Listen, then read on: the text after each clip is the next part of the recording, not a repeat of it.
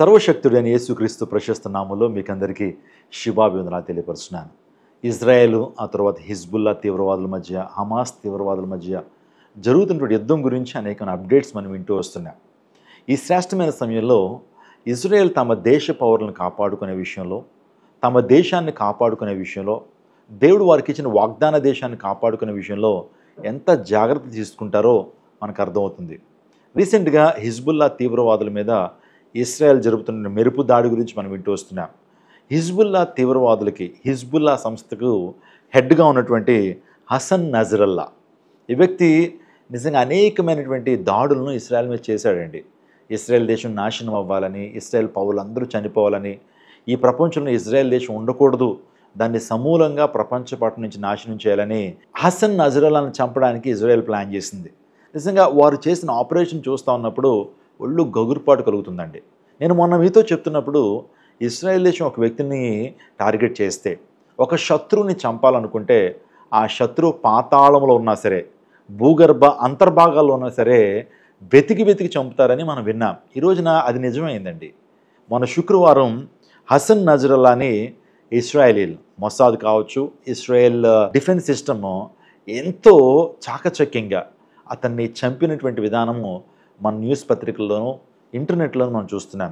హసన్ నజరల్లా ఆ వ్యక్తి చనిపోయినట్లుగా అఫీషియల్గా ఇరానియన్ మీడియా, అల్ జజీరా పత్రికలు ఆ విషయాన్ని ధృవీకరించారండి.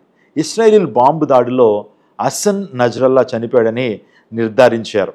ఇజ్రాయెల్ యొక్క డిఫెన్స్ ఫోర్స్ అఫీషియల్గా అనౌన్స్ చేసిందండి, మేమే నజరల్లాని చంపేశాం. నిజంగా ఇస్రాయెల్ ఈ యొక్క విషయం చెప్పడం చాలా ఆశ్చర్యంగా అనిపించింది ప్రపంచానికి. ఇజ్రాయెల్ డిఫెన్స్ ఫోర్స్ వాస్తవానికి చాలా రేరుగా చెప్తుంది, మేము ఆ వ్యక్తిని చంపాము, ఆ వ్యక్తిని హతమార్చామని. కొన్ని పరిస్థితులు మనం చూస్తూ ఉన్నప్పుడు ఇరాన్లో చనిపోయిన ఇస్మాయిల్ హనియా గురించి కానీ, అజర్బైజాన్లో యాక్సిడెంట్లో చనిపోయినటువంటి ఇబ్రహీం రైజీ గురించి వారు ఇప్పటివరకు మాట్లాడలేదు. వారు చనిపోయిన రీతిని చూస్తుంటే ఖచ్చితంగా దాని వెనకాల మొసాద్ ఉందని, ఇజ్రాయెల్ డిఫెన్స్ సిస్టమ్ ఉందని మనకి ఈజీగా అర్థమవుతుంది. వారిద్దరి విషయాల్లో బయటకు రానటువంటి వీరు హిజ్బుల్లా హెడ్గా ఉన్నటువంటి హసన్ నజరల్లా గురించి చెప్తున్నారు, ఆ వ్యక్తిని మేమే చంపామని. ఎలా ఆ వ్యక్తిని హతమార్చారయ్యా అంటే, నిజంగా వారికి ఉన్న జ్ఞానము, వారికి ఉన్నటువంటి ఆ పాండిత్యము, వారికి ఉన్నటువంటి ఆ యొక్క ఇంటెలిజెన్స్ వ్యవస్థను బట్టి నిజంగా మనం చాలా ఆశ్చర్యపోతాం. 1,00,000 మంది హిజ్బుల్లా ఫైటర్స్ కన్నుగప్పి ఈ నజరల్లాని హతమార్చిందని, మిట్ట మధ్యాహ్నం ఆ వ్యక్తిని హతమార్చినట్లుగా మనం చూస్తుంటాం. ఒక హాలీవుడ్ సినిమాలో లేకపోతే ఈ చైనీస్ సినిమాల్లో అలాంటి ఫీట్స్ జరుగుతాయి, అలాంటి ఆపరేషన్ జరుగుతాయని నటన చూస్తాం. ఇజ్రాయెల్ హిజ్బుల్లా నాయకుడు హసన్ నజరల్లాని ఎంత చాకచక్యంగా వారు హతమార్చారంటే, ఎందుకో తెలుసా? ఈ భయంకరమైన వ్యక్తి ఇస్రాయెల్ని చాలామందిని పొట్టన పెట్టుకున్నాడు. ఈ వ్యక్తి బంకర్స్లో అనేకమైనటువంటి ర్యాకెట్స్ని దాచి ఇస్రాయెల్ మీద భయంకరమైన యుద్ధానికి పూనుకున్న వ్యక్తి ఈ నజరల్లా. ఈ నజరల్లాను అంతమొందిస్తేనే కానీ శాంతి భద్రతలు నెలకొల్పబడవని ఇస్రాయెల్ భావించారు. అందును బట్టి దానికి ఒక ఆపరేషన్ పేరు పెట్టారండి. ఈ యొక్క వ్యక్తిని చంపాలనేటువంటి ఉద్దేశంతో ఒక ఆపరేషన్ పేరు పెట్టారు. ఆపరేషన్ పేరే ఆపరేషన్ న్యూ ఆర్డర్. ఇస్రాయెల్ యొక్క ఇంటెలిజెన్స్ వ్యవస్థను చూస్తున్నప్పుడు, ఆ సీక్రెట్ ఏజెంట్స్ గురించి మనం ఆలోచన చేస్తున్నప్పుడు, వారు శత్రువును వెంటాడి వెతికి ఎక్కడున్నా సరే ఆ వ్యక్తిని హతమార్చేటువంటి జ్ఞానము ఇస్రాయెల్కి ఉంది. మీరు ఆశ్చర్యపోతారేమో, భూమిలో 40 మీటర్ల లోతులో బంకర్లో దాక్కున్నటువంటి హసన్ నజరల్లాని వెతికి ఆ వ్యక్తిని చంపగలిగారు. నిజంగా ఎంత టెక్నాలజీ వారి మధ్య ఉన్నదంటే మనం ఆశ్చర్యపోవాలి. నజరల్లా ఎక్కడైతే దాక్కున్నాడో ఆ ప్రాంతాన్ని వెతికారు, ఆ ప్రాంతాన్ని కనుగొన్నారు. అక్కడ భూకంపాన్ని కలుగు చేసి ఆ వ్యక్తిని హతమార్చినట్లుగా ఈరోజు మనం చూస్తున్నాం. ఏమంటే భూకంపాన్ని కలుగు చేసేటువంటి ఆ మిజైల్స్ ఉన్నాయా, భూకంపాన్ని కలుగు చేసేటువంటి బాంబ్స్ ఉన్నాయంటే ఇజ్రాయెల్ దేశం దగ్గర ఉన్నాయండి. ఆ యొక్క బంకర్లో దాక్కున్నటువంటి వ్యక్తిని బాంబు ఎప్పుడైతే ఆ ప్రాంతానికి పంపించారో అది వెంటనే బ్లాస్ట్ అవుదట. అది మెల్లగా దిగుతూ ఉంటుంది కిందకి, సుమారుగా కొన్ని మీటర్ల కిందకి దిగి వెళ్ళి అక్కడ భూకంపాన్ని కలుగు చేస్తుంది. కొన్ని షాకింగ్ వేవ్స్ని అక్కడ రిలీజ్ చేసినప్పుడు ఆ ప్రాంతంలో భూకంపం వస్తుంది. అప్పుడు బ్లాస్ట్ జరిగిన తర్వాత అక్కడ శత్రువు మరణిస్తాడు. అంత టెక్నాలజీని ఇస్రాయెల్ క్యారీ చేస్తున్నారు. అందుని బట్టి ప్రపంచవ్యాప్తంగా అనేక మంది ఈ రోజున ఇస్రాయెల్కి భయపడతారు. ప్రపంచవ్యాప్తంగా అనేక మంది ఇస్రాయెల్ టెక్నాలజీకి సెల్యూట్ చేస్తారు. హిజ్బుల్లా హెడ్ క్వార్టర్ ఎక్కడ ఉందంటే లెబనాన్లో ఉంది. ఈ హెడ్ క్వార్టర్లో ఆ బంకర్ కూడా ఉంది. ఆ బంకర్లో ఈ వ్యక్తి దాక్కున్నాడు, ఆ బంకర్లో ఈ వ్యక్తి ఉన్నాడు అనేటువంటి విషయం వారు అర్థం చేసుకున్నారు. అప్పటికే వాస్తవానికి వీరి దగ్గర కమ్యూనికేషన్ కోసం వారందరూ కూడా పేజర్లు వాడేవారు. కానీ పేజర్ని ఎప్పుడైతే బ్లాస్ట్ చేస్తారో కమ్యూనికేషన్ బ్లాక్ అయిపోయింది. మొబైల్ ఫోన్స్ వాడదామంటే ఇజ్రాయెల్ దగ్గర ఉన్న టెక్నాలజీ మొబైల్ని అంతా కూడా ట్రాక్ చేస్తారు. వారు ఏం మాట్లాడుకుంటున్నారో, ఎలా మెసేజ్లు పంపించుకుంటున్నారో మొబైల్ ద్వారా ఈజీగా వారికి తెలిసిపోతుంది. దాన్ని ట్రాక్ చేసేటువంటి నాలెడ్జ్, ట్రాక్ చేసేటువంటి వ్యవస్థ వారికి ఉంది కాబట్టి వారు ఎవరు మొబైల్ వాడట్లేదు. ఇప్పుడు ఏం చేయాలి? ఇప్పుడు పని జరగాలంటే హిజ్బుల్లా నాయకుడైనటువంటి హసన్ నజరల్లా రంగంలోకి దిగాలి. అతడు ఎక్కడో ఇరాన్లోనో ఇరాక్లోనో ఎక్కడో ఉంటే పని జరగదు. ఇప్పుడు వారి దగ్గరికి రావాలి. అందును బట్టి ఆ వ్యక్తి ఎక్కడికి వచ్చాడనంటే ఈ హెడ్ క్వార్టర్స్ దగ్గరికి వచ్చేసాడండి. హెడ్ క్వార్టర్స్ ఎక్కడుందంటే మనుషుల మధ్య ఉంటుంది. ఈ హెడ్ క్వార్టర్స్ అనేది ప్రజల ప్రవాసంలో ఉంటుంది. అందును బట్టి ఈ యొక్క ఇజ్రాయెల్ బాంబులు వేయలేరు, ఎందుకంటే వారు ఆలోచన చేస్తారు ప్రజలు చచ్చిపోతారు. అసలు ఒక రూల్ ఏంటంటే జెనీవా ఆ రూల్స్ ప్రకారము ఇలాంటి బాంబ్స్ని కానీ ఇలాంటి పరిస్థితుల్లో జనావాసాల మీద బాంబులు వేయకూడదు అనేటువంటి ఐక్యరాజ్య సమితి యొక్క ప్రత్యేకమైనటువంటి విధానం ఉంది. ఇజ్రాయెల్ డిఫెన్స్ సిస్టమ్ నేమీ చేయలేరని హసన్ నజరల్లా ఏం చేశాడంటే ఆ హెడ్ క్వార్టర్స్లోకి వచ్చి సుమారుగా 40 మీటర్ల కింద ఒక బంకర్లో దాక్కుని అక్కడి నుంచి ఆపరేషన్ చేస్తున్నాడు. అక్కడి నుంచి ఇజ్రాయెల్తో యుద్ధం చేస్తున్నాడు. అక్కడి నుంచి బాంబ్స్ వేస్తూ ఉన్నాడు. అలాంటి పరిస్థితులు అనుకున్నారు ఈ వ్యక్తిని హతమార్చకపోతే యుద్ధం ఆగేలా లేదు, ఈ వ్యక్తిని హతమార్చకపోతే ఇది 3వ ప్రపంచ యుద్ధానికి దారితీస్తుందన్న ఉద్దేశంతో ఇశ్రాయేలీలు ఎంతో జ్ఞానాన్ని ఉపయోగించి ఆ వ్యక్తిని ఎంత చాకచక్యంగా హతమార్చారంటే ప్రపంచం అంతా ఈ రోజున ఇజ్రాయెల్ టెక్నాలజీకి, ఇజ్రాయెల్ నాలెడ్జ్కి ఆశ్చర్యపడుతున్నారు. మనం జాగ్రత్తగా ఆలోచన చేస్తే వారు మొబైల్ వాడలేరు, ప్రాక్సీ యాప్స్ వాడలేరు, మొబైల్ టవర్స్ను కూడా వారు ట్రాక్ చేస్తున్నారు. అందరూ బట్టి మొబైల్స్ వారు వాడలేరు. మరి పేజర్స్ వాడదామంటే పేజర్స్లో కూడా వారు బ్లాస్ట్ చేస్తూ వారు సమాచారాన్ని అంతా కూడా, కమ్యూనికేషన్ వ్యవస్థనంతా కూడా ఒక రకంగా చెప్పాలంటే డిస్మాంటిల్ చేసేసారండి, కొలాప్స్ చేసేసారు. ఆ టైంలో ఏం చేయాలో తెలియని పరిస్థితుల్లో ఇంకా దిగక తప్పలేదు. ఇంకా ఆ వ్యక్తి ఆ ప్రాంతానికి వచ్చి నేరుగా మాట్లాడుతున్నాడు. ఆ 1,00,000 మంది సైనికుల చేత ఇజ్రాయెల్ మీద యుద్ధాన్ని ప్రకటిస్తున్నాడు. ఆ టైంలో ఇజ్రాయెల్ చేసింది ఏంటంటే 85 బంకర్ బస్టర్ బాంబ్స్ని లెబనాన్కి తీసుకువెళ్ళిందండి. వాళ్ళ దగ్గర 85 బంకర్ బజర్ బాంబ్స్ ఉన్నాయి. వాటిని తీసుకువెళ్ళారు. జెనీవా కండిషన్స్ ప్రకారము ఆ బాంబ్స్ని మనుషులున్న చోట డ్రాప్ చేయకూడదు. ఐక్యరాజ్య సమితి కొన్ని రూల్స్ ఇచ్చిందండి. చంపేటువంటి అధికారము ఏ దేశానికి లేదు. సైనికులతో పోరాడాలి, టెర్రరిస్టులతో పోరాడాలి తప్పించి సామాన్య ప్రజలను చంపేటువంటి అధికారం ఏ దేశానికి ఉండదని జెనీవా కండిషన్స్ ఇచ్చింది. ఒక విషయాన్ని మీకు జ్ఞాపకం చేస్తున్నాను. బంకర్ బజర్ బాంబ్స్ అవి మామూలు బాంబ్స్ లాంటివి కాదండి. వేసేగానే బ్లాస్ట్ అవ్వు. కాంక్రీట్ స్ట్రక్చర్ మీద వేసినప్పుడు ఆ యొక్క బంకర్ బజర్ బాంబ్స్ ఏం చేస్తాయంటే అప్పుడు బ్లాస్ట్ అవ్వకుండా మెల్లగా అవి పెనిట్రేట్ చేస్తాయి. ఒక బంకర్ అయినా సరే ఆ బంకర్లోకి మెల్లగా దిగుతుంది. సుమారుగా 30 మీటర్లు 20 మీటర్ల కిందకి దిగి అక్కడ షాకింగ్ వేవ్స్ని రిలీజ్ చేస్తుందట. ఆ షాకింగ్ వేవ్స్ ద్వారా ఏమవుతుందంటే అది కాంక్రీట్ అయినా లేకపోతే బంకర్ అయినా సరే, ఐరన్ బంకర్ అయినా సరే అది బ్రేక్ అయిపోతూ ఉంటుంది. బ్రేక్ అయిపోవటం మాత్రమే కాకుండా 30 మీటర్లకి చొచ్చుకుపోయి అక్కడ ఎక్స్ప్లోడ్ అవుతుందండి. మీరు ఆలోచన చేయండి, ఎంత జ్ఞానము వారికి ఉందో మీరు ఆలోచన చేయండి. ఆ బంకర్ బజర్ బాంబ్స్ వెంటనే బ్లాస్ట్ అవ్వకుండా అవి బంకర్ మీద కానివ్వండి లేకపోతే కాంక్రీట్ స్ట్రక్చర్ మీద దిగి 30 మీటర్ల కిందకి వెళ్ళి అక్కడ ఎక్స్ప్లోడ్ అవుతుందట. ఆలోచన చేద్దాం, కాంక్రీట్ స్ట్రక్చర్స్ మీద బంకర్ మీద వేస్తే 6 మీటర్లు దిగిపోయి షాక్ వేవ్స్ని జనరేట్ చేస్తుంది. ఇంకో ప్రాముఖ్యమైన విషయం ఏంటంటే ఆ యొక్క బంకర్ బజర్ బాంబు కిందకు వెళ్ళిన తర్వాత షాక్ వేవ్స్ని జనరేట్ చేస్తుంది. ఇందులో ఫ్యూజ్ అనే సిస్టమ్ ఉంటుంది. వెంటనే ఎక్స్ప్లోడ్ అవ్వవు, షాక్ వేవ్స్ని పంపించి కాంక్రీట్ స్ట్రక్చర్స్ని కొలాప్స్ చేస్తాయి. నజరుల్లో ఉన్నటువంటి రూఫ్ పైన ఇజ్రాయెల్ డ్రాప్ చేశారు. అవి 6 మీటర్లు చొచ్చుకుపోయి షాక్ వేవ్స్ని పంపించి కొలాప్స్ చేసిందండి. మీకు ఒక ఆశ్చర్యకరమైన ఒళ్ళు గగురుపాటు కలిగించేటువంటి విషయాన్ని చెప్తాను. ఆ బంకర్ బాంబ్స్ భూమి కిందకి వెళ్ళి 3.8 మ్యాగ్నిట్యూడ్ ఎర్త్క్వేక్ని నమోదు చేసిందండి.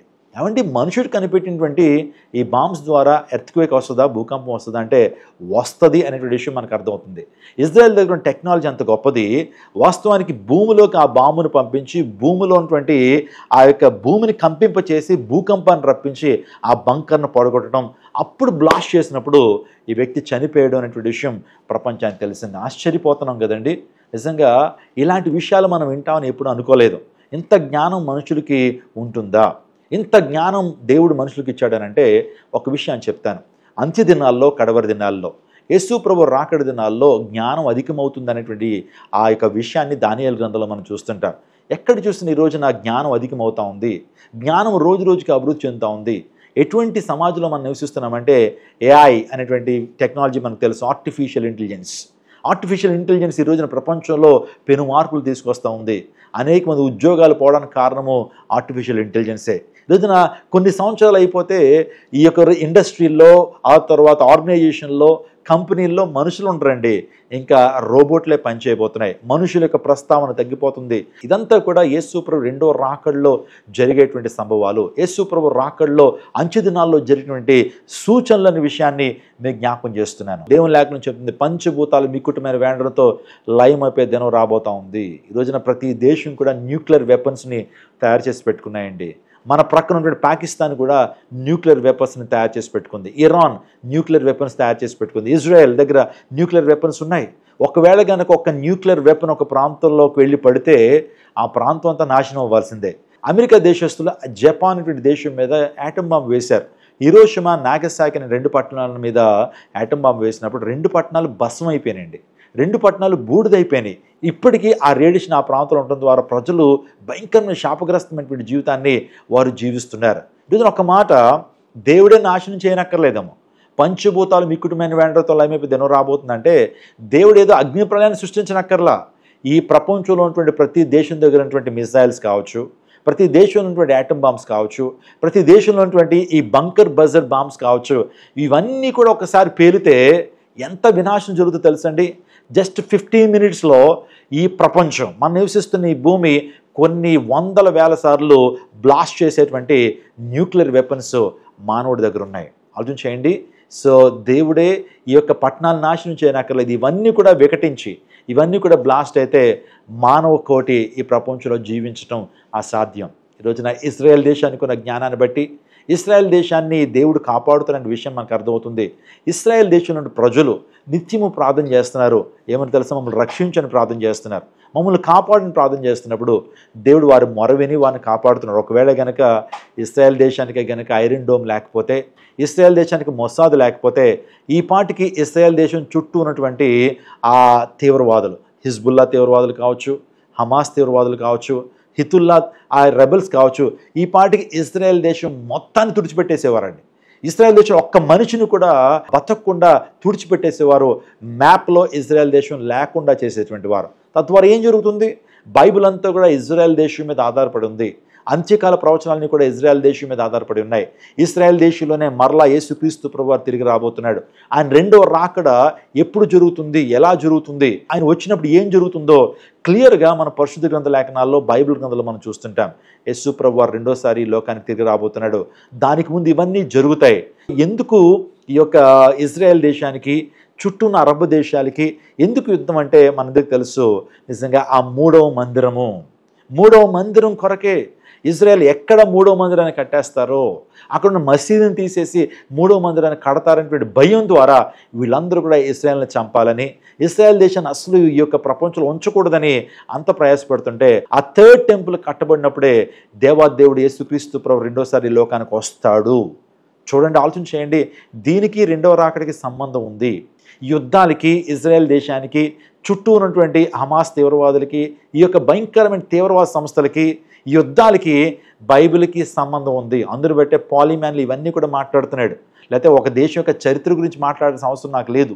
లేకపోతే ఒక దేశం గురించినటువంటి యుద్ధాల గురించి వాళ్ళు ఎలా యుద్ధాలు చేసుకుంటున్నారో, ఆ చుట్టూ ఉన్నటువంటి ఈ శత్రువులు, ఈ ప్రధానమైనటువంటి వ్యక్తులు ఎలా చంపబడుతున్నారో చెప్పేటువంటి ఆవశ్యకత నాకు లేదు. కానీ ఎందుకు ఈ విషయాన్ని చెప్తున్నానంటే, యుద్ధాలకి, రెండవ రాకడికి, యుద్ధానికి, బైబిల్ గ్రంథానికి, ఈ భయంకరమైనటువంటి యుద్ధాలకి, ఆ ప్రవచనాలకి, బైబిల్ ప్రవచనాలకి, ఈ భయంకరమైన యుద్ధాలకి, అంత్యకాల ప్రవచనాలకి సంబంధం ఉంది. అందుని బట్టి ఈ విషయాలు మీకు తెలియజేస్తున్నాను. చూసారా, ప్లాన్డ్గా ఒక్కొక్కరిని చంపుతున్న విషయం, హతమారుస్తున్న విషయాన్ని మనం చూస్తున్నాం. ఇంకా కొంతమంది ఉండిపోయారు, వారు కూడా హతమార్చబడితేనే కానీ శాంతి నెలకొల్పడదు. వాస్తవానికి ఈ యొక్క బంకర్ బజర్ బాంబ్స్ అనేటువంటివి ఎవరేమనంటే అమెరికన్స్ వండి, అమెరికా దేశం నుంచి వారు ఇంపోర్ట్ చేసుకున్నారు. అవి GBU-39, GBU-29 వాడారట. సుమారుగా 85 బంకర్ బజర్ బాంబులు ప్రయోగించడం ద్వారా నజరుల్లా చనిపోయాడని ఈరోజున వార్తాపత్రికలు మనం చూస్తున్నాం. ఇంకా కొంతమంది, అతను మాత్రమే కాదు, అజన్ నజరుల్లా కూతురు ఆ జైనబ్ నజరులు కూడా చనిపోయినట్లుగా వార్తల్లో మనం చూస్తున్నాం. ఇలాంటి అనేకమైన విషయాలు ఉన్నాయి. మరొకసారి ఇంకా మీరు అనేకమైన విషయాలు, ఆసక్తికరమైన విషయాలు, మోస్ట్ అథెంటిక్ ఈ యొక్క విషయాలు మీరు తెలుసుకోవాలనుకుంటే కనుక ఈ ఛానల్ ఇప్పుడే సబ్స్క్రైబ్ చేసుకోండి. అనేక మందికి షేర్ చేయండి. మరొకసారి చెప్తున్నాను, మనం రాకడి దినాల్లో ఉన్నాం, అంత్య దినాల్లో ఉన్నాం, కడవరి దినాల్లో ఉన్నాం. యేసుక్రీస్తు ప్రభు అతి సమీపంగా రాబోతున్నాడు. ఇజ్రాయెల్ అంటే భూమికి మధ్య ప్రాంతంలో ఉన్న ప్రాంతం. అక్కడ జరుగుతున్న యుద్ధం ప్రపంచవ్యాప్తంగా వ్యాపించేటువంటి ఆ పరిస్థితులు ఉన్నాయి. ఈరోజున ఈ యొక్క యుద్ధము 2 జనాంగాల్ని లేకపోతే 2 వర్గంగా చేస్తూ ఉంది. ఇప్పుడు అమెరికా ఇజ్రాయెల్ని సపోర్ట్ చేస్తుంది. అమెరికా మిత్రపక్ష దేశాలన్నీ కూడా ఒకవైపు వచ్చేస్తున్నాయి. రష్యా, ఇరాన్, ఇరాక్ ఇలాంటి దేశాలన్నీ ఒక ప్రక్కకు వచ్చేస్తున్నాయి. మూడో ప్రపంచానికి దారి తీర్చాము. ఒకవేళ మూడో ప్రపంచ యుద్ధం వస్తే నిజంగా ప్రపంచం అంతా కూడా అల్లకల్లోలం అవుతుంది. ఆర్థిక వ్యవస్థలు నిజంగా పడిపోతాయి. ప్రజలు భయంకరమైనటువంటి స్థితిలో మరణిస్తారు. ఆస్తి నష్టం, ప్రాణ నష్టం. ఒక్కసారి ప్రపంచ యుద్ధం గనక ప్రపంచంలో వస్తే గనక కొన్ని వందల సంవత్సరాలు ఇంకా తేరుకోవడానికి పడుతుందండి. కొన్ని వందల సంవత్సరాలు ఆ నష్టాన్ని భరించాల్సి వస్తుంది. అందుని బట్టి అందరం ప్రార్థన చేద్దాం, ప్రపంచ శాంతి కోసం ప్రార్థన చేద్దాం. ఇజ్రాయెల్ దేశానికి, ఆ తర్వాత ఇరాన్కి, ఇజ్రాయెల్ దేశానికి లెబనాన్కి, ఇజ్రాయెల్ దేశానికి ఇరాక్కి, ఇజ్రాయెల్ దేశానికి ఇంకా అనేక అరబ్ దేశాలకి మధ్య ఉన్న వైరుధ్యము, ఆ భయంకరమైనటువంటి శత్రుత్వం పోవాలని ప్రార్థన చేద్దాం. ప్రపంచ శాంతి కోసం ప్రత్యేకంగా ప్రార్థన. ఎందుకు ఈ విషయాలు చెప్తున్నానో తెలుసా? ఊసిపోక కాదు, టైం లేక కాదు, మీరందరూ కూడా ప్రార్థన చేస్తారని, ప్రపంచ పరిస్థితులు తెలుసుకుంటారని, తద్వారా మీరు ప్రార్థన చేస్తారు. యేసు ప్రభు రాకడ కొరకు సిద్ధపడతారని. ఇన్ని విషయాలు వింటూ కూడా యేసు ప్రభు రాకడ ఎప్పుడు వస్తుంది, ఇదంతా కూడా అభూత కల్పనని భావిస్తున్నావా క్రైస్తవ యువత? ఈరోజున యేసుక్రీస్తు ప్రభు రాకడ అతి సమీపంలో ఉంది. సిద్ధపడు. నువ్వు ఇంకా మారు మనసు పొందు, రక్షణ పొందు, అనేకులను ప్రభు కోసం సిద్ధం చేయి. దేవుడు నిన్ను, నీ కుటుంబాన్ని దీవించి ఆశీర్వదించును గాక. God bless you.